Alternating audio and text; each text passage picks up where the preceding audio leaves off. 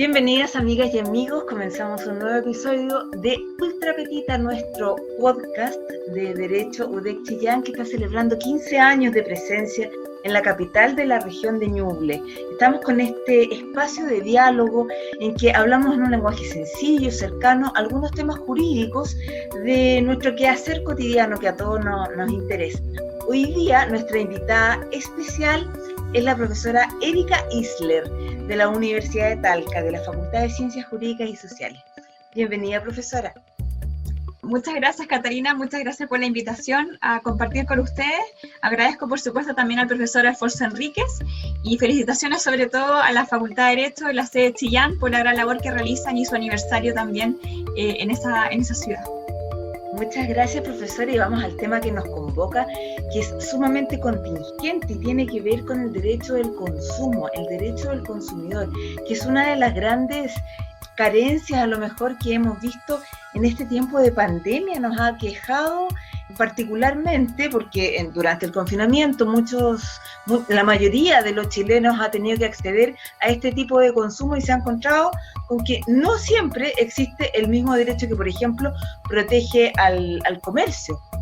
Sí, pues efectivamente a partir de la pandemia se ha desarrollado con mucho mayor auge la contratación electrónica, ¿ya? Desde luego es un fenómeno que venía presentándose ya desde hace bastante tiempo atrás, pero no cabe duda que la pandemia aceleró, por supuesto, la instauración, el auge, el desarrollo, la instalación definitiva probablemente de estas formas de contratación. ¿Cuáles son las principales carencias que se perciben hoy día desde la base de que se puede entender el derecho del consumo? Las carencias, la verdad es que son muchísimas. Nuestra ley de protección al consumidor es una ley que en su momento sirvió para dar inicio un poco a la orientación de la protección del consumidor desde sus derechos.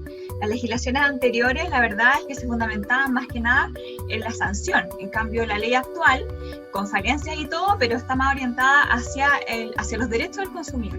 No obstante, es una ley que ya hoy en día es bastante anacrónica, se le advirtieron muchas contradicciones y por lo tanto la verdad es que los desafíos para los legisladores o el legislador nacional en materia de consumo es muchísimo, ¿ya?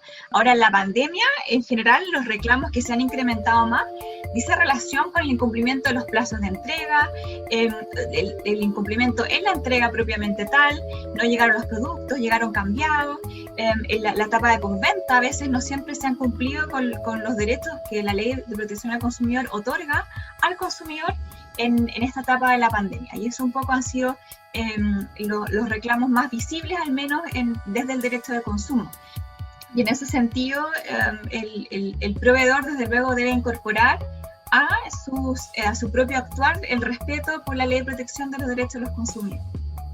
Profesora, y si vamos a la raíz de este tema, ¿qué podemos entender por seguridad en el consumo? La seguridad del consumo es un concepto indeterminado, es una noción. Nuestra ley de protección al consumidor resguarda la seguridad del consumo, lo establece como un derecho básico al consumidor.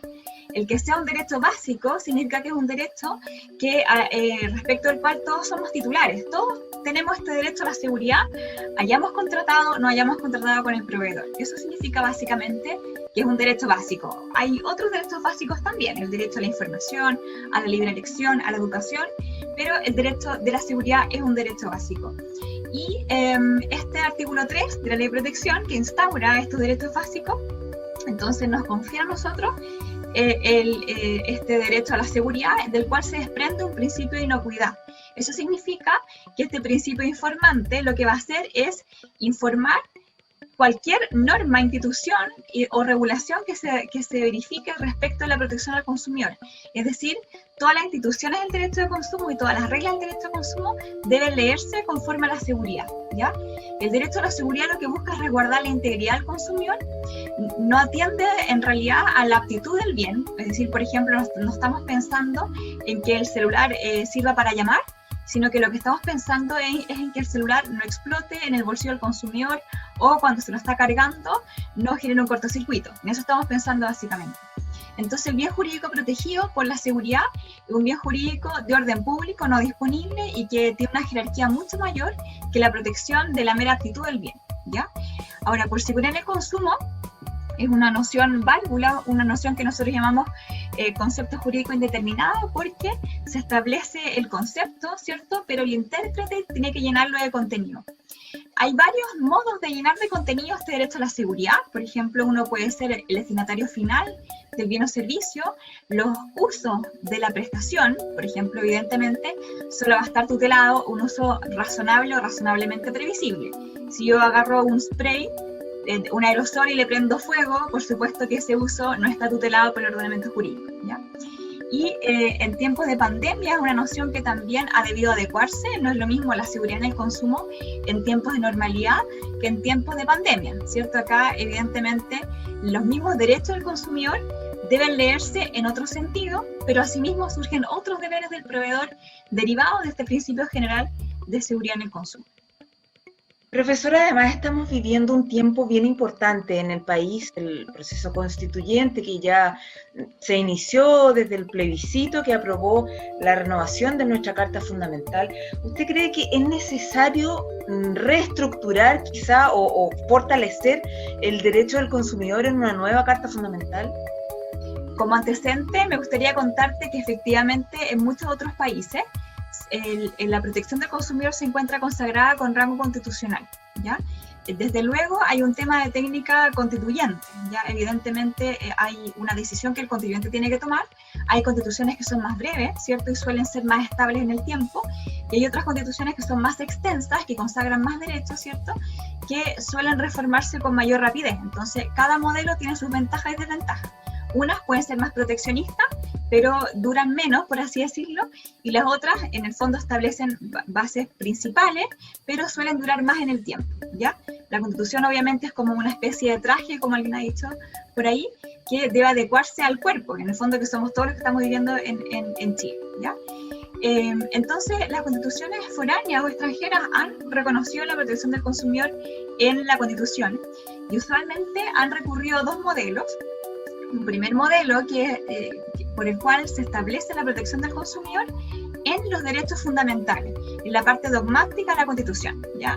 Si bien no soy constitucionalista, al menos lo que te puedo contar es que las constituciones suelen tener dos partes: la parte dogmática, donde se establecen los derechos básicos y las bases de la institucionalidad, ¿cierto? Los fines del Estado, etcétera, y luego la parte orgánica, que se refiere básicamente al funcionamiento de los órganos, ¿ya?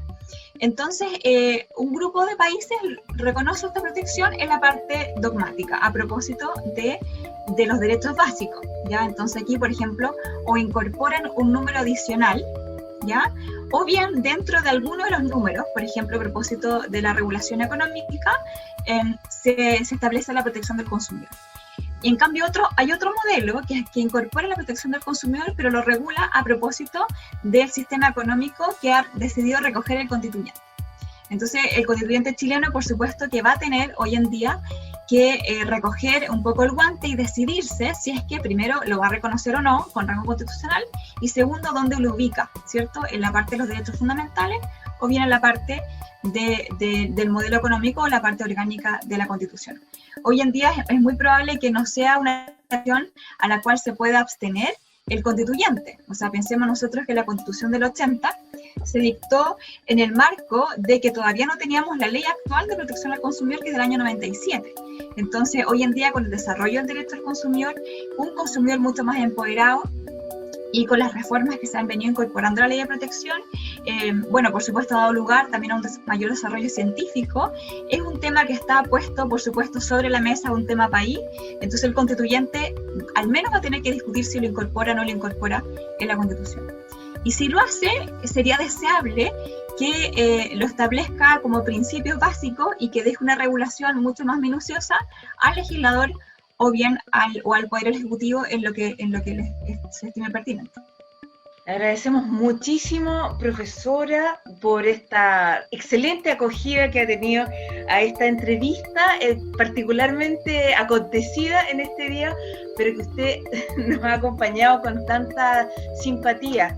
En cada episodio de nuestro Ultra Petita hemos tenido grandes colaboradores, les agradecemos a cada uno de ellos, a usted de manera muy particular, a fines de noviembre, porque ha sido una experiencia que nos ha costado un poquito más, pero usted se ha portado maravillosamente con Derecho UDEC Chillán. Estamos terminando este episodio de noviembre. Muchas gracias, profesora. Muchas gracias por su gentileza. Recordemos que la profesora Isler está en la Facultad de Ciencias Jurídicas y Sociales de la Universidad de Talca y nos acompaña en la Universidad de Concepción Campus Chillán, en la Facultad de Ciencias Jurídicas y Sociales. La carrera de Derecho está cumpliendo 15 años en Chillán, la capital de la región de Ñuble. No, muchas gracias a usted. Efectivamente hemos tenido un par de problemas, pero no es más de lo que suele ocurrir en tiempos de pandemia y con estos nuevos formatos electrónicos. Así que muchísimas gracias a usted, felicitaciones de nuevo. Tengo grandes amigos en la Universidad de Concepción, así que estoy muy contenta de poder participar con usted. Muchas gracias. Muchas gracias, profesora, que esté muy bien. Un abrazo. Igualmente. Y a cada uno de ustedes que nos están acompañando en Ultra Petita, les agradecemos su fidelidad por escuchar episodio a episodio que estrenamos cada mes, y vamos a continuar las actividades por los 15 años de Derecho en la Universidad de Concepción Campus Chillán.